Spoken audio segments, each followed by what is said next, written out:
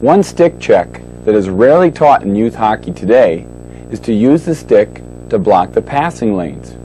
Not only should the defensive player steer and angle the puck carrier towards the boards, but the stick should be used at the same time to block a pass through the middle of the ice or prevent the opponent from cutting back.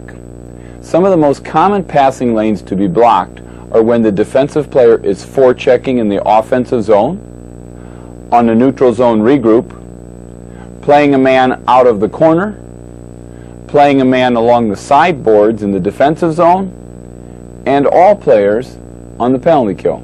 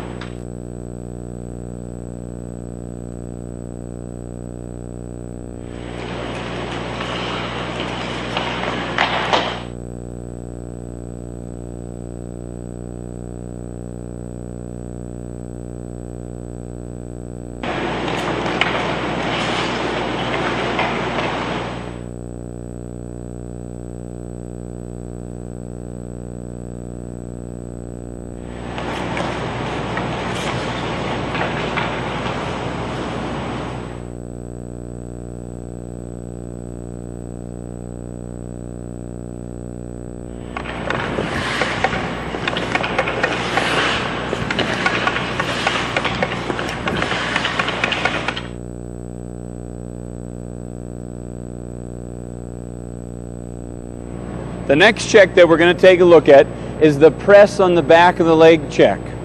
Okay, and here what we're doing is, the whole purpose of this check is to get this opponent off balance. This opponent's strong, they're in the front of the net, and I need to clear out the front of the net. What I do is I place the stick on the back of the heel of the opponent and just push a little bit so that I get him off balance. I want to push on the heel, get him off balance, then you can move the opponent.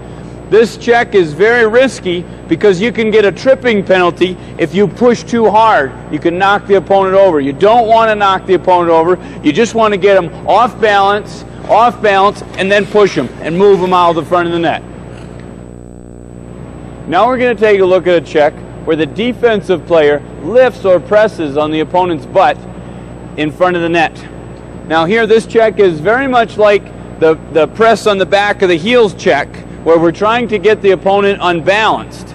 Only that this is a much more conservative check, less likely to get a penalty than the press on the back of the heels. So what happens here is, this check is used against the opponent that has a very low center of gravity and is pushing back. So you're trying to get him out, but he's pushing back and blocking you out, and you can't get him out of the front of the net, so he's very strong, and you need to clear the front of the net. So as they're pushing back and they're very low in their center of gravity, their knees are bent, you put your stick underneath the opponent's butt and lift up and push forward, just to get him off balance, to get him out of that low center of gravity. Watch this again. So he's low, you lift up and push forward, and then you can move the opponent. The other option on this, instead of lifting up, is to press down on the opponent. So you push down on the butt, getting him off balance, and then clearing the front of the net. Now we're going to take a look at the field check. The field check is done in front of the net. It's done when back checking as we're coming down the ice. It can also be done when covering the point, if you're playing the point man-to-man coverage. And anytime you're in man-to-man coverage, we see the field check being done. What happens here specifically in front of the net is, too many times the defenseman plays this wrong. The defense will either spend all the time looking at the opponent or looking at the puck out of the corner.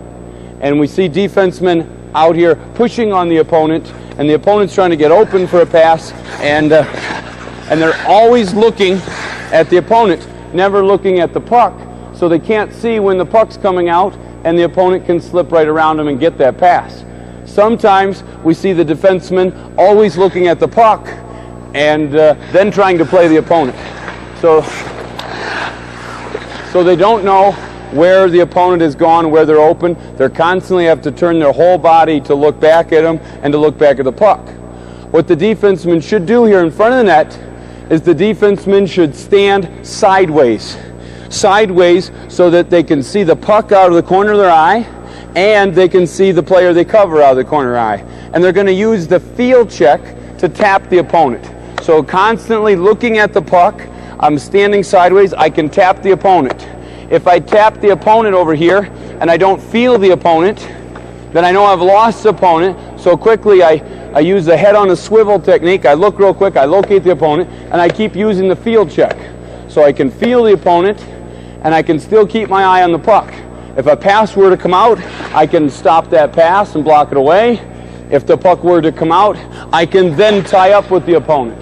But I don't want to waste time and energy maybe getting into a penalty out here, constantly pushing. I just want to execute this field check, and it would look like this.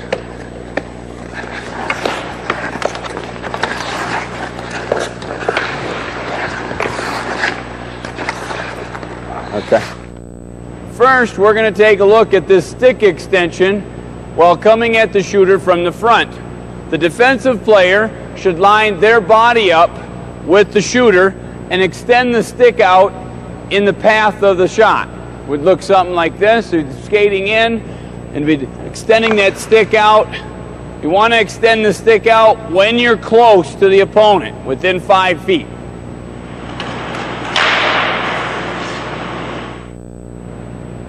This stick extension can be done from behind the opponent.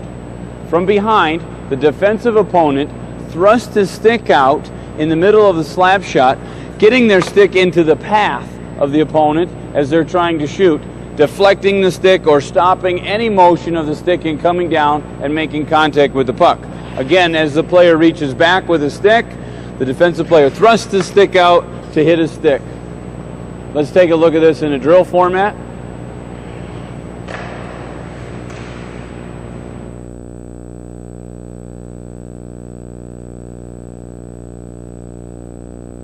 Push or tug on the elbow. This check is used by a forechecking player against an opposing defenseman or by a player back-checking a puck carrier on a breakaway. It's important to note that the rules do not allow any stick contact above the waist with the opponent. Most players and coaches think that tugging or pushing on the elbow is okay, and that the penalty of hooking refers only to retarding the skating motion. In fact, slight tugs or pushes on the elbow have become so common that they are not called for penalties. Until the referees call this type of stick activity penalties, then coaches will be forced to teach their players this art of hooking. To execute this technique, the defensive player sticks a stick blade in between the elbow joint of the offensive player or shooter and does a quick tug on the elbow. Also, this stick blade can be stuck in between the stick and the glove with a quick tug. And if you do this quick tug properly, you force a premature shot or pass by the opponent. Now, also, this tug can be done in such a slight manner that it doesn't impede the skater's skating speed, and it'll force them to dislodge the puck. Now, also, as the player's in the act of shooting, the defensive player can push on the opponent's elbow, causing them to get an off shot or simply distract them from shooting on the net.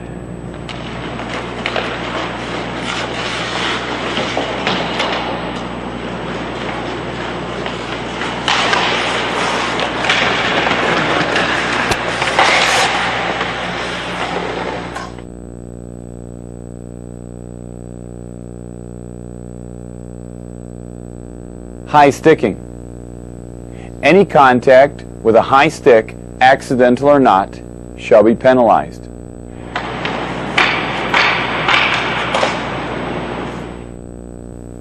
Any player in the process of checking an opponent who raises his stick above the normal height of the shoulders and does not make contact with the stick shall be penalized.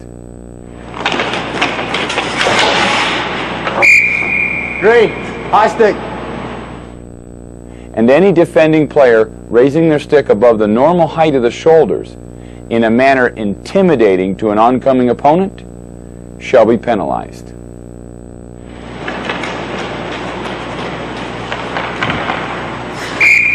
White. High stick. Slashing. Any deliberate slash action, regardless of frequency or degree, to the body of an opponent shall be penalized.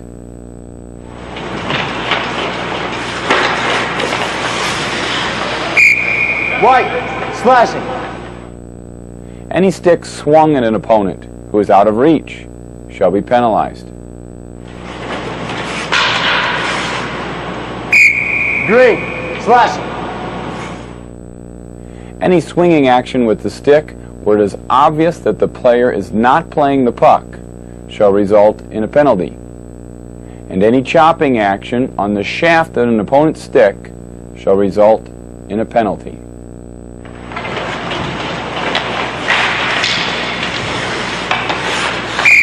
White. Slashing. Cross-checking. Any sharp pushing action, sudden jarring, or jolting forward action with the shaft of the stick held between the hands shall result in a penalty. Note that a defending player shall be allowed to place their stick on the puck carrier and ride them off as long as their arms are not extended prior to the contact with the boards, the goal, or another player.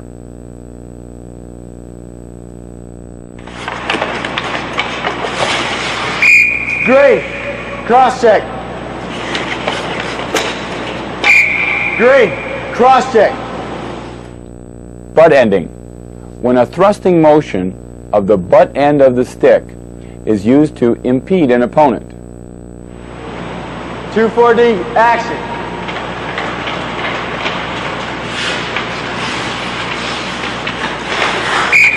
White. Butt ends. Contact does not have to be made. The action is intentional, and the action must be in an attempt to impede or strike an opponent with the butt end of the stick. Green. Butt end.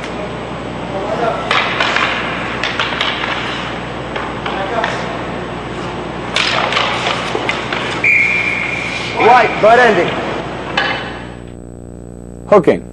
When the blade of the stick is hooked into the body, i.e. the waist, hips, thigh, or arms, of an opponent to impede his progress, a penalty shall be assessed.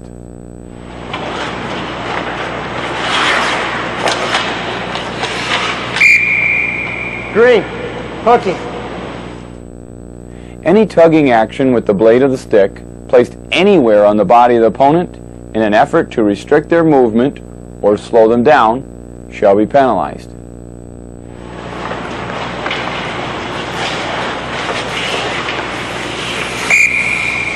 Green. Hooking. Tripping. Tripping is when a player uses their stick, leg, knee, arm, or body to impede an opponent. The opponent must trip and/or fall. The action may be intentional or accidental.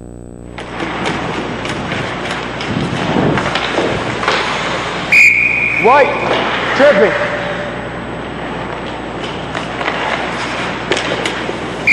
White. Tripping. It is not to be called when the opponent steps on the defender's stick.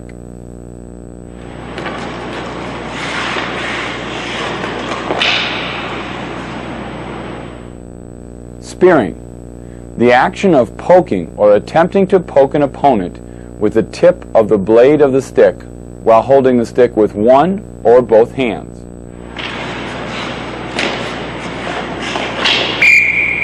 White. Spearing.